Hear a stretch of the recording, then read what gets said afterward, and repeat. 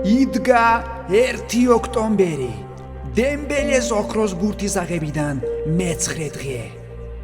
ვა, გილოცავ, მართლა ოქროს ბურთია თუ შოკოლადია შიგნით.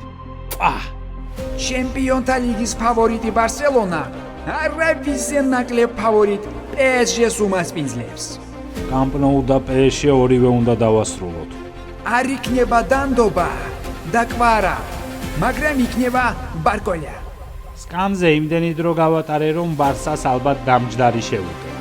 ფორს მაჟორი, ბარსას მეკარეები დაიტრამენ. ახლა კომენტატორი დაიტრამავს ენას, რადგან კარს ვოისჩეხს შესნი დაიცავს.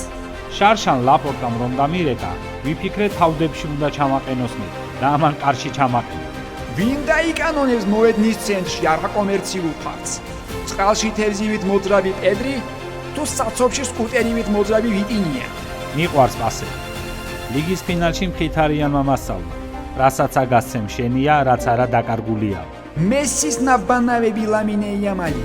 PSG-ს ცველებს ნეტა ბრეკეტებითაც თუ შეჭამს. PSG-მ ჩემი გოლები ითვალეს. მე ბარსას მეფედ გამზარდეს. მამა სულ მეუბნებოდა. ჩაებურთი ეზოში ლუდი მომიტანეს შეშობელზე.